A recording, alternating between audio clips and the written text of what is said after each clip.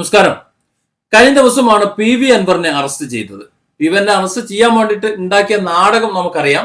വലിയ ഒരു ഭീകരാന്തരീക്ഷം സൃഷ്ടിച്ചുകൊണ്ട് ഒരു ഭീകരവാദിയെ അറസ്റ്റ് ചെയ്യുന്നത് പോലെ നൂറുകണക്കിന് പോലീസുകാർ വീടിന് ചുറ്റും കാവൽ നിർത്തി, ഒരു പടയെ റോഡിലും നിർത്തി, ഒട്ടനവധി പോലീസ് വാഹനങ്ങളും ഇടിവണ്ടികളും നിരത്തി PV അൻവറിനെ ഒരു ഭീകരവാദിയെ കസ്റ്റഡിയിൽ എടുക്കുന്നത് പോലെ അറസ്റ്റ് ചെയ്തു.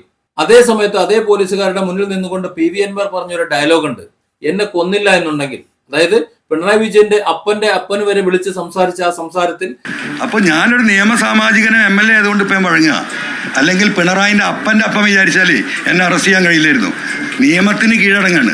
അപ്പൊ നമുക്കിത് കാണാം, നമുക്ക് നോക്കാം. ജീവൻ ബാക്കിയുണ്ടെങ്കിൽ പുറത്തിറങ്ങിയ ബാക്കി ഞാൻ കാണിച്ചു കൊടുക്കുക.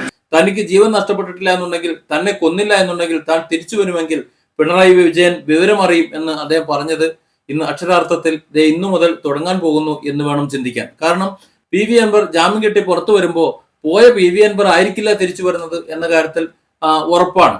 ഞാനതിന് എൻ്റെ സൈക്കോളജി, സാധാരണ ഞാൻ ഉപയോഗിക്കുന്ന സൈക്കോളജി തന്നെയാണ് ഇവിടെ ഉപയോഗിക്കുന്നത്. മുമ്പ് ഷാജൻസ്കറിയ കേസിൽ PV അൻവർ ഷാജൻസ്കറിയെ നിർത്തിപ്പൊരിച്ചുകൊണ്ടിരുന്ന സമയത്ത് PV അൻവർ അതൊക്കെ ചെയ്യും എന്ന് ഞാൻ അന്ന് പറഞ്ഞത് ഇതേ സൈക്കോളജിയുടെ അടിസ്ഥാനത്തിലാണ്. അതായത് ചാലഞ്ചേഴ്സ് എന്ന് പറയുന്ന ഒരു വിഭാഗം, ആ വിഭാഗത്തെ ഇളക്കി വിട്ടു കഴിഞ്ഞാൽ പിന്നെ എന്താണ് ചെയ്യുന്നത് എന്ന് പറയാൻ പറ്റില്ല. PV അൻവർ ആ ഒരു കാറ്റഗറി വിഭാഗമാണ്. അതേ മര്യാദയ്ക്ക് കാര്യങ്ങൾ നിന്നിരുന്നു. അതിൻ്റെതായ ചില ന്യൂനതകളും മറ്റു കാര്യങ്ങളും ഉണ്ടായിരുന്നു എന്നുള്ളത് വാസ്തവമാണ്. പക്ഷെ എങ്കിലും മുറിവേറ്റ സിംഹമായി ഒരു ചാലഞ്ചർ മാറിക്കഴിഞ്ഞാൽ പിന്നെ അതുവരെ സംരക്ഷിച്ചെന്നോ അതുപോലെ അറിയാവുന്ന കാര്യങ്ങളോ എന്തെന്നൊന്നും പറയാൻ പറ്റില്ല. ഏതൊക്കെ രീതിയിലാണ് ഇനി പിണറായി വിജയന്റെ കണ്ടകശനി വരുന്നത് എന്ന് കൊണ്ടറിയുമ്പോൾ മാത്രമേ മനസ്സിലാവൂ. കണ്ടകശനി കൊണ്ടേ പോകൂ എന്ന് പറയുന്നത് പോലെ ഇനിയുള്ള ദിവസങ്ങൾ പിണറായി വിജയന് കഷ്ടകാലമായിരിക്കും എന്ന കാര്യത്തിൽ സംശയമില്ല. PV അൻവറിനെ ഒതുക്കാൻ ഒരുപക്ഷെ ഈ കേസുകൾ മതിയാവില്ല, ഇത്രയധികം പോലീസ് സന്നാഹങ്ങൾ മതിയാവില്ല. അതായിരിക്കും ഇനി നമ്മൾ കാണാൻ പോകുന്നത്. മാത്രമല്ല, ഈ ഒരു അറസ്റ്റോട് കൂടി PV അൻവറിന് വലിയ ജനപിന്തുണ കിട്ടിയിട്ടുണ്ടാകും എന്ന കാര്യത്തിൽ സംശയമില്ല. മഞ്ചേരിയിൽ വളരെ വലിയ വാദഗതിയാണ് നടന്നത്. ഒരു കാരണവശാലും ജാമ്യം കൊടുക്കാതിരിക്കാൻ വേണ്ടി പോലീസ് പഠിച്ച പണി 18 നടത്തി. അത്തരത്തിലൊക്കെ പഠിച്ച പണി 18 നടത്തിയിട്ടും advocate PM Safarulla, V Manoj എന്നീ പ്രഗത്ഭരായ 2 അഡ്വക്കേറ്റ്മാർ പോലീസിന്റെ അറസ്റ്റ് നടപടികൾ തെറ്റായിരുന്നു എന്ന് നിസ്സംശയം കോടതിക്ക് മുന്നിൽ തെളിയിച്ചിട്ടപ്പോ കോടതി ജാമ്യം അനുവദിക്കുക. അപ്പോൾ തന്നെ വേണമെങ്കിൽ കസ്റ്റഡി എടുത്തിട്ട് ചോദ്യം ചെയ്തിട്ട് ഹാജരാക്കാവുന്നുള്ളൂ. ആ ഓപ്പർച്യൂണിറ്റി എടുത്തിട്ടില്ല. അതായത് കേസിലെ ബാക്കിയുള്ള പ്രതികളെ കിട്ടാൻ ആവശ്യമുണ്ടെന്നാണ് പറഞ്ഞത്. ബാക്കിയുള്ള എല്ലാ മെറിറ്റും കോടതി അപ്രീഷിയേറ്റ് ചെയ്തിട്ടുണ്ട്. 12 മണിക്ക് കസ്റ്റഡിയിലെടുത്തവരുടെ പേര് വിവരങ്ങൾ FIR-ൽ അതെ 12:30 മണിക്ക് കസ്റ്റഡിയിൽ എടുത്തിട്ടുണ്ട്. ഇതിൽ 4 പ്രതികളെ, 2 മുതൽ 5 കൂടി പ്രതികളെ 12:30 മണിക്ക് തന്നെ കസ്റ്റഡിയിലുണ്ട്. അതിനുശേഷം പോലീസിന്റെ കയ്യിലുണ്ട് എന്നാണ് പോലീസ് തന്നെ കൊടുത്ത റിമാൻഡ് റിപ്പോർട്ട് പറഞ്ഞത്. അതിന് പ്രോസിക്യൂഷൻ പറഞ്ഞ മറുപടി, ലോ ആൻഡ് ഓർഡർ സിറ്റുവേഷൻ മോശമായതുകൊണ്ട് ഞങ്ങൾക്ക് ശ്രദ്ധിക്കാൻ കഴിഞ്ഞില്ല എന്നുള്ളതാണ്. വളരെ മോശമായൊരു മറുപടിയാണ് പറഞ്ഞത്.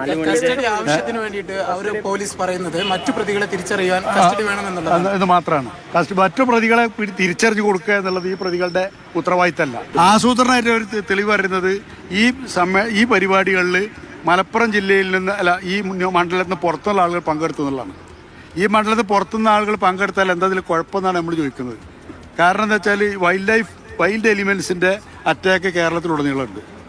പിന്നെ ഈ ഫോറസ്റ്റ് ആക്ടിൻ്റെ പ്രശ്നവും ഇവിടെ മാത്രമുള്ളതല്ല. 3, 4, 5 തീയതികളിൽ കേരളത്തിലാകെ ഒരു ജാഥ നടത്താൻ അദ്ദേഹം തീരുമാനിച്ചതുകൊണ്ട് അതിന്റെ ഭാഗമായിട്ട് ആളുകൾ കൂടിയതിൽ എന്താ തെറ്റുള്ളത്?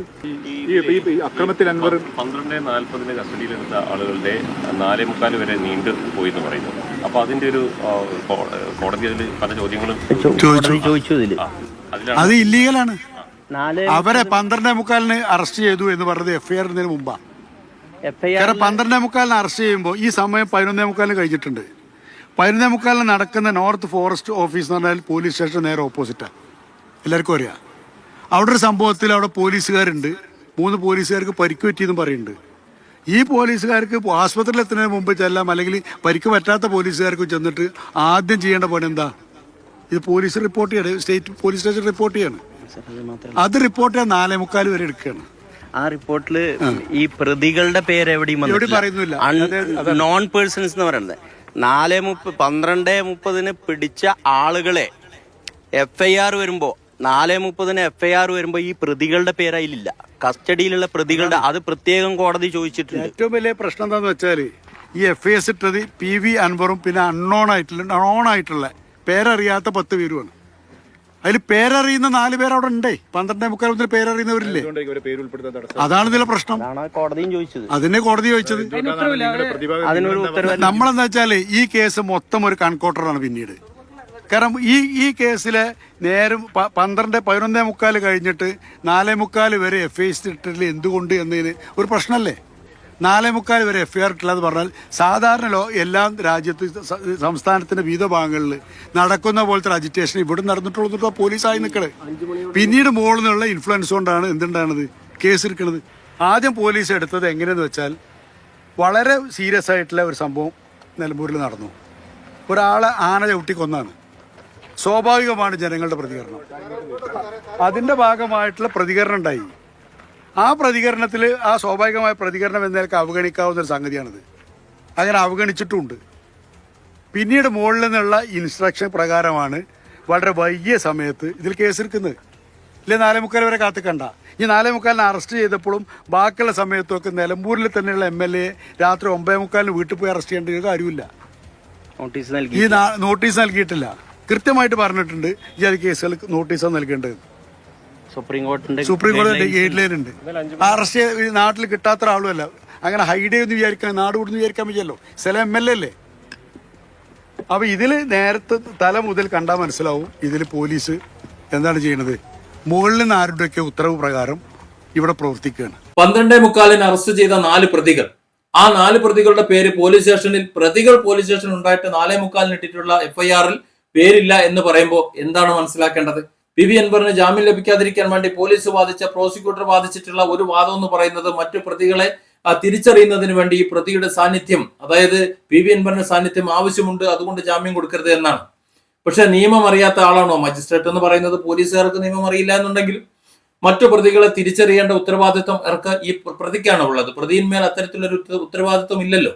ആ പ്രതികൾ ആരായെന്ന് കണ്ടെത്തി അറസ്റ്റ് ചെയ്ത് കൊണ്ടുവരേണ്ടത് പോലീസിന്റെ ഉത്തരവാദിത്വമാണ്, പ്രോസിക്യൂഷന്റെ ഉത്തരവാദിത്വമാണ്. അത് പ്രതിയുടെ ഉത്തരവാദിത്വമല്ല. പ്രതി ചേർക്കപ്പെട്ടയാൾ മറ്റുള്ള പ്രതികൾ അവർ പറയുന്ന പ്രതികളെ തിരിച്ചറിഞ്ഞു കൊടുക്കണമെന്ന് ഏത് നിയമപുസ്തകത്തിലാണ് എഴുതി വെച്ചിട്ടുള്ളത്? ചുരുക്കം പറഞ്ഞാൽ ഒരാളെ ടാർഗറ്റ് ചെയ്തുകൊണ്ട് അറസ്റ്റ് ചെയ്യാൻ, അകത്താക്കാൻ ഒരു കാരണം നോക്കിയിരിക്കുകയായിരുന്നു എന്ന് പറയുന്നതാണ് ശരി. പിന്നെ ആരോപിച്ച മറ്റൊരു കുറ്റം എന്ന് പറയുന്നത് ജാമ്യം കൊടുക്കാതിരിക്കാൻ വേണ്ടി വാദിച്ച മറ്റൊരു വാദം ഈ സമരത്തിന് ജില്ലയ്ക്ക് പുറത്തുള്ള മറ്റുള്ളവർ വന്നിരുന്നു എന്നാണ്. അതിനെന്താണ് കുഴപ്പം?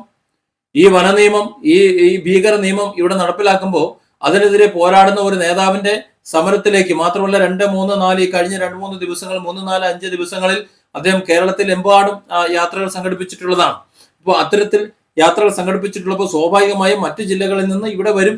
അങ്ങനെ വന്നാൽ എന്താണ് കുഴപ്പം? ഒരു സമ്മേളനത്തിലോ ഒരു പ്രതിഷേധത്തിലോ മറ്റു സ്ഥലങ്ങളിൽ നിന്ന് ആൾ വരാൻ പാടില്ല എന്ന് എവിടെയെങ്കിലും നിയമമുണ്ടോ? ഏറ്റവും രസകരമായ സംഭവം എന്ന് പറയുന്നത് പോലീസ് സ്റ്റേഷന്റെ തൊട്ടടുത്തായി സംഭവം നടക്കുന്നത്. പോലീസ് സ്റ്റേഷന്റെ തൊട്ടടുത്ത് നടക്കുന്ന 12:45 മുമ്പ് നടക്കുന്ന സംഭവത്തെ 4:30 മണി വരെ പോലീസിൽ റിപ്പോർട്ട് ചെയ്യപ്പെട്ടില്ല എന്ന് പറയുമ്പോൾ പിന്നെ എന്തായിരുന്നു ഈ പോലീസുകാരുടെ പണി? അതായത് അതുവരെ തിരക്കഥ തയ്യാറാക്കുന്ന തിരക്കിലായിരുന്നു പിണറായി എന്ന് പറയുന്നത്. എങ്ങനെ തിരക്കഥ ചെയ്യണം, അങ്ങനെ ചെയ്താൽ ജാമ്യം കിട്ടും, ഇങ്ങനെ ചെയ്താൽ ജാമ്യം കിട്ടും, അതുകൊണ്ട് അത്തരത്തിൽ ചെയ്യാൻ പാടില്ല, ഇത്തരത്തിൽ ചെയ്യാൻ പാടില്ല. അപ്പോ ജാമ്യം കിട്ടാതെ 2 ദിവസം കിടക്കണം, ജില്ലാ കോടതിയിൽ പോകണം, അല്ലെങ്കിൽ ഹൈക്കോടതിയിൽ ഒന്ന് പൊയ്ക്കോട്ടെ, ആ നിലയിലുള്ള വകുപ്പുകൾ നമുക്ക് ചെയ്യാം എന്ന രീതിയിൽ പ്ലാൻ ചെയ്ത് വന്നപ്പോ പല പ്ലാനുകളും പൊളിഞ്ഞു വീണത് കണ്ടില്ല എന്നുള്ളതാണ് ഇവിടെ വാസ്തവം. അവിടെയാണ് പ്രഗത്ഭരായ അഭിഭാഷകരുണ്ടെന്നുണ്ടെങ്കിൽ ഏത് നാടകങ്ങളും പൊളിച്ചിടാമെന്ന് കരുതുന്നത്. ഇത് പിണറായി ബുദ്ധി അല്ലല്ലോ വക്കീൽ ബുദ്ധി എന്ന് പറയുന്നത്. തീർച്ചയായും പിണറായി വിജയനോടൊപ്പം കഴിഞ്ഞ 8-9 വർഷം ഉണ്ടായിരുന്ന ഒരു വ്യക്തി എന്ന നിലയ്ക്ക് അദ്ദേഹത്തിന്റെ പല നാടകങ്ങളും പല വിഷയങ്ങളും അറിയാവുന്ന വ്യക്തി തന്നെയായിരിക്കും PV അൻവർ. ഒരുപക്ഷെ അത് പുറത്തു വരുമെന്ന് കരുതി PV അൻവറിനെ ഇല്ലാതാക്കാൻ ഉണ്ടായ നാടകവും ആയിരിക്കാം ചിലപ്പോൾ ഇത്. ഷാജിസ്കറി കൊടുത്ത കേസിൽ പോലും ജാമ്യമില്ലാ വകുപ്പിൽ അദ്ദേഹത്തെ അറസ്റ്റ് ചെയ്യാൻ സാധ്യതയുണ്ട്. അപ്പോൾ ഏതെങ്കിലുമൊക്കെ കേസിൽ അദ്ദേഹത്തെ അറസ്റ്റ് ചെയ്ത് ശരിയാക്കാം എന്നുള്ള ഒരു ധാരണയായിരുന്നു പ്രാഥമികമായി ഇവിടെ കൊടുത്തിട്ടുള്ള ഒരു അറസ്റ്റ് എന്ന് പറയുന്നത്. പക്ഷെ പ്ലാൻ ചെയ്യാൻ സമയം കിട്ടിയില്ല. പ്ലാൻ ചെയ്യാൻ സമയം കിട്ടുന്നതിന് മുമ്പ് അദ്ദേഹം ജാമ്യത്തിൽ ഇറങ്ങി എന്നുള്ളതാണ്. ഏതായാലും PV അൻവർ പറഞ്ഞത് ശരിയാണെന്നുണ്ടെങ്കിൽ, ജയിൽ പോണ PV അൻവർ ആയിരിക്കില്ല തിരികെ വരുന്നത് എന്നത് ശരിയാണെന്നുണ്ടെങ്കിൽ, ഇനി ഇവിടെ നിന്നങ്ങോട്ട് പിണറായി വിജയൻ എന്ന കേരളത്തിന്റെ മുഖ്യമന്ത്രിയുടെ കണ്ടകസേനി തുടങ്ങുകയാണ് എന്ന് പറയാതിരിക്കാൻ നിവൃത്തിയില്ല. ഏതായാലും PV അൻവർ ജാമ്യം കിട്ടി പുറത്തിറങ്ങിക്കഴിഞ്ഞു. Different angles. Don't forget to subscribe and support this channel.